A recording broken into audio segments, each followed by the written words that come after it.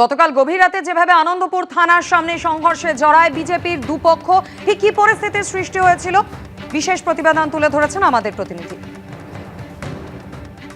আনন্দপুরে বিজেপির দুই গোষ্ঠীর মধ্যে তুমুল গন্ডগোল, যাকে কেন্দ্র করে হাতাহাতি মারামারি, এমনকি মাথাও ফাটলো এবং দুই পক্ষ তারা একেবারে একে অপরের বিরুদ্ধে চড়াও হয়েছেন এবং এই মুহূর্তে থানার সামনে দুই পক্ষই কার্যত মুখোমুখি। দুই পক্ষের মধ্যে বচসা চলছে।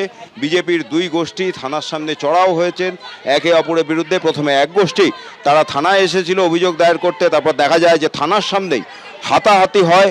অপর যে পক্ষ অর্থাৎ এদের যে বিপক্ষ, সেই পক্ষের একজন থানার সামনে আসলে তাকে ধরে মারধর করা হয়। তারপর দলবল নিয়ে যাদের বিরুদ্ধে অভিযোগ তারা থানার সামনে এসছেন এবং দুই পক্ষের মধ্যে আবারও হাতাহাতি মারামারির মতন পরিস্থিতি। আনন্দপুর থানার সামনে বিজেপির দুই গোষ্ঠীর মধ্যে হাতাহাতি মারামারি চলছে এবং এক গোষ্ঠী তারা অভিযোগ করছেন যে স্থানীয় একজন বিজেপি নেতা দলবল নিয়ে জেলা সভাপতির মদতে তাদের উপর হামলা চালিয়েছে, তাদের লোকেদের মারধর করেছে, একজনের মাথা ফাটিয়ে দেওয়া হয়েছে। মেরেছে আমার ভাগ্নি, ওখান থেকে ছেলেরা টেনে হিজড়ে মেরেছে, পেটে লাথি, চিয়ার দিয়ে পেটে মার। এটা কি? এটা আমাদের এইটাই তো বলতে আছি স্যার, যে আমাদের এটা কি? এটা আমাদের পার্টির মধ্যে এইসব কি চলছে?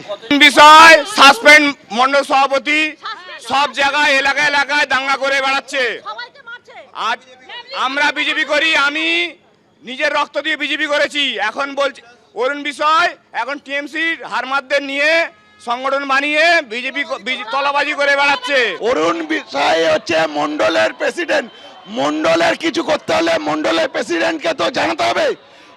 এরা সব হচ্ছে 4 তারিখের বিজেপি হয়েছে। আমরা ডাল ভাত খেতে পাচ্ছি না, আর এরা খাসির মাংস খাবে। 1 লাখ 2 লাখ টাকা করে তুলছে, তুলে হচ্ছে খাসির মাংস 108 নম্বরে ওয়ার্ডে। এই সব তোলামূল যারা আছে তারা আজকে বলছে বিজেপি।